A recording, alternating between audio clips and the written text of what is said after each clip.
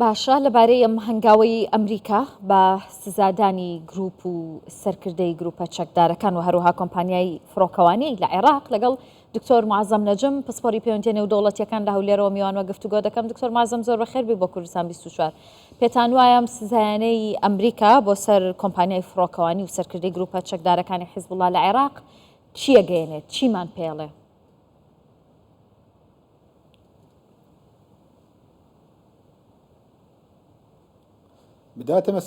لە سەرەتادا ئێوارەتان باش، ئێوارەیەوە بینەرانی کوردستان چوار باش بێت. لە دڵنیایەوە ئێمە ناکرێت کە دیمەنی ئەمنی پشێو لە عێراق یاخود پەرتەوازەی سیاسی لە عێراق و ڕۆژهەڵاتی ناوەڕاست و ئەوەی لەو ناوچەیەدا ڕوودەدات و ئەوەی لە ئاسۆ لێرە دیارە سەبارەت بە سیاسەتی ئەمریکا لە ناوچەکەدا گۆڕانکاریەکی زۆری دەستی پێ کردووە، بە تایبەتی لە چۆنێتی مامەڕەکردن لەگەڵ کێشە ئەمنیەکان لە هەرێمی کوردستان و عێراق بە شێوەیەکی گشتی و ناوچەی ڕۆژهەڵاتی ناوەڕاش وەکو کۆ.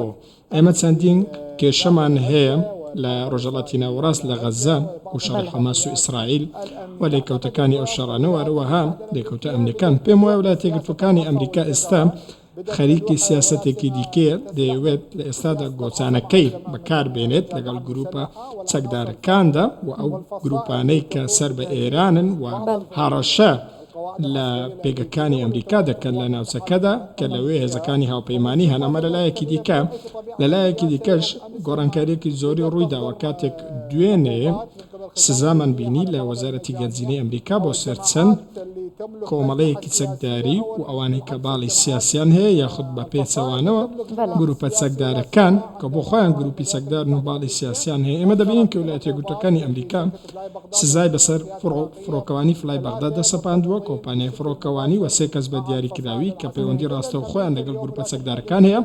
کەواتە ئەمڕۆ ئەمریکا هاتۆتە سەرهێڵی قەیرانەکە لە ژێر سای ئەو گرە سیاسەی لە ئێستادا هەیە و لە پشەوی بارودۆخی ئەمنی و ئەوەی لە هەرێمی کوردستان و عێراق ڕوویدا. ینی پێشتر ینی سەرکردە و کەسایەتیەکان لە ناو گروپە چەکدارەکان لەلایەن ئەمریکاوە سزا دەدران، بەڵام یەکەم جارێکە کۆمپانیایەکی مەدەنی فڕۆکەوانی سزادات. ئەمە پێمانەڵێ کە ئیدی ینی سزاکانی ئەمریکا لەو بوارەدا فراوانتر دەبن؟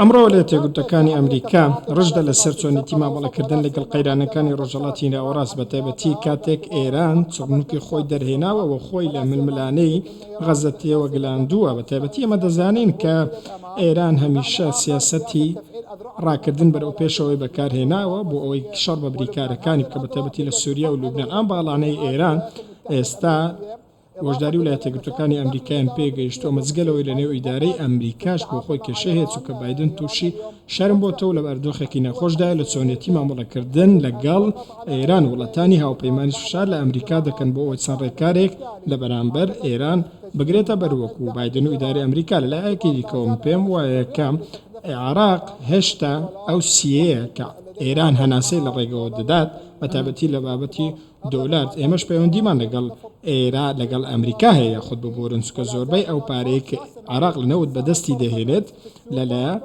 بانکەکانی ئەمریکایەوە. بۆیە کێشەیەکش هەیە لە نێوان نرخی فەرمی و نرخی هاوتەریبکەوتە ئەم سزایانەیە کە ئێران دەری کردووە و یاخود ئەمریکا دەری کردووە بۆ سەر کۆمپانیای فڵای بەغداد بە زۆرێک لە زۆرەکان ئەگەر تەنانەت بۆ درێژخایەنیش بێت کاریگەری لەسەر حکوومەتی بەڕێز محەممەد شیع سوودانی دەبێت. باسی نرخی دۆلارت کرد و پرسیارە بکەم، یانی ئەم بڕیارە هیچ کاریگەریەکی دەبێت لەسەر ڕێکەوتنی نێوان ئەمریکا و عێراق، ینی ئەوەی کە لە بانکی فیدرالی لەگەڵ خەزانەی ئەمریکا هەیە. پێتان وایە ئیدی ینی بەرز و نزمی لە نرخی دۆلار بەرامبەر بە دینار دروست دەبێت، ناجێگیری دروست دەبێت؟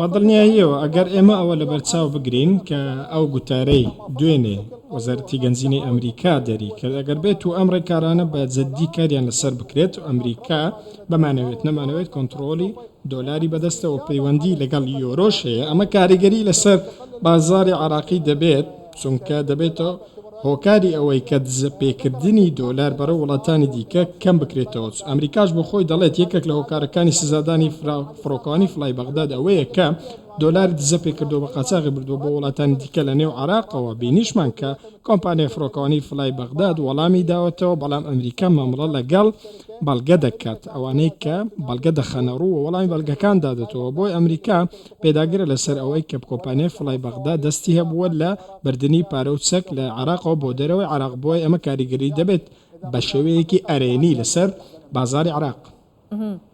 باشە دکتۆر، ئەمە دەبێتە دەستپێکێک بۆ سنووردارکردنی چالاکی و گروپە چەکدارانەی کە لە عێراقن و لەلایەن ئێرانەوە پشتیوانی دەکرێن یاخود بەخواستی ئێران جوڵە دەکەن؟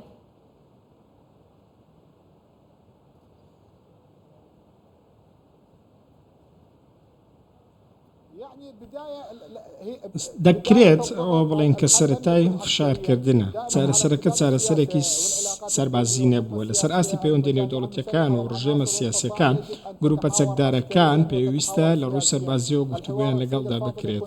پێویستە گفتوگۆکە ئەو کاتە باشتر دەبێت، یاخود پێویستە گفتوگۆکە ئەوها بێت، چونکە ئەو گروپە چەکدارانە ئەجەندای سیاسیان هەیە، باڵی سیاسیان هەیە، ئایدۆلۆژیایەکی دیاریکراوی هەیە. بۆیە بن ئەگەر گوتنەکەم ڕاز بێت چارەسەرەکان تا ئێستا لە بەرامبەر ئەوان نەیانتوانی شتەکان چارەسەر بکەن. بۆی پێویستە چارەسەری تونتر و باشتر هەبێت. لە هەمان کاتدا چارەسەری میانڕەویشمان هەبێت بۆ ئەوەی چارەسەری کێشەی گروپە چەکدارەکان و هێرشەکانیان بۆ سەر پێگەکانی عراق و هاوپەیمانان لە ناوچەکەدا بکەن. ئەمە کێشەیەکی ڕاستەقینەیە لە تێگەیشتن لە سەروەری و چەمکی سەروەری لە عراقدا. سەروەری عراق پێویستە ناکرێت یا پێویستە پارێزرێت و ناکرێت بە میزاجی چینی سیاسی عراقی بێت و چۆن ئەجێندای ئەوان خواستی ئەوها مامەڵ لەگەڵدا بکەن.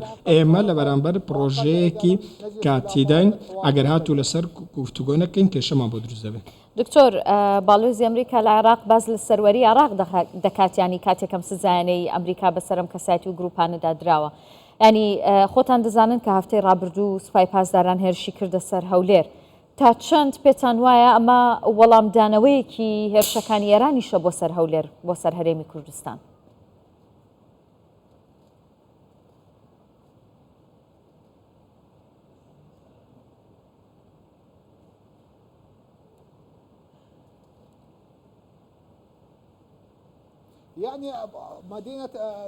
شاری هەولێر و هەرێمی کوردستان بە شێوەیەکی گشتی من پێم وایە کە تایبەتمەندیەکی هەیە لە مامەڵەکردن لەگەڵ قەیرانە نێودەوڵەتیەکان و ئەمریکاش بە شێوەیەک تایبەت مامەڵە دەکات، چونکە هەرێمی کوردستان نمونەیەکە خەڵکی دەتوانن سوودی لێبین لە ڕۆژهەڵاتی ناوەڕاستا. کە نمونەیە ئەمریکا دەتوانێت کە پێگەیەکی استراتیژی وەکو پێگەیەکی استراتیژی وەسفی بکات بۆ ڕاکێشانی وەبەرهێنان. ئەمریکا نایەوێت ئەم کارتە لە دەستخۆی بدات و ئەم نمونەیە بشێوێت. جگەلەوەی کە وڵاتە یەکگرتووەکانی ئەمریکا وەروەها هەولێر بە دیاریکراوی و بەغداد لە یەکی دیکە هەولێر دەیەوێت کە گفتوگۆیەکی ئاشتی لەگەڵ حکوومەتی فیدرالی هەبێت. تاکو ئێستاش هەولێر داوای گفتوگۆ دەکات و ناوێت شتەکان پەرە بسێن، بەڵام بەداخەوە لە ڕوودوار و داواکان هێرشەکان بۆ سەر هەولێر لەلایەن ئێرانەوە لە ئێستادا بینیومانە کە بەکارلانی چەک لە دەرەوەی سنووری عراق و لە هێرشەکان گۆڕاوە، گۆڕانکاری ڕووی داوە. لە هەمان کاتدا خەڵکی سڤیل بە ئامانجکراوە، خەڵکێک بە ئامانجکراوە کە هیچ پەیوەندیان بە هیچ لایەنێکی سەربازی نەبووە، بەڵکو پیاوێکی بازرگان بووە و پەیوەندی بە گروپە چەکداریشەوە نەبووە. دلایەکی دیکەوە گروپە چەکدارەکان باگەشەوە دەکەن کە ئێمە هەمەش دەکەینە سەر هاوپەیمانان. ئەمەش بابەتێکی دیکە، بەڵام ئەوەی کە ئێمە لەو چەند ڕۆژەدا بینیومانە بە ئامانجکردنی خەڵکی بێتاوانی بێچەکە. بۆیە پێویستە ویلایەتە یەکگرتووەکانی ئەمریکا بەو شێوەیە لەم بابەتە بڕوانێت کە بەرژەوەندی عراق و هاوپەیمانەکانی لە بەرچاو بگرێت، چونکە عراق و هەرێمی کوردستان هاوپەیمانی استراتیژی ئەمریکان. دەستخۆش دکتۆر، سپاس بۆ ڕوونکردنەوەکانت بەڕێز معەزەم نەجم، پسپۆڕی پەیوەندی نێودەوڵەتیەکان لە هەولێر میوانم بوویت.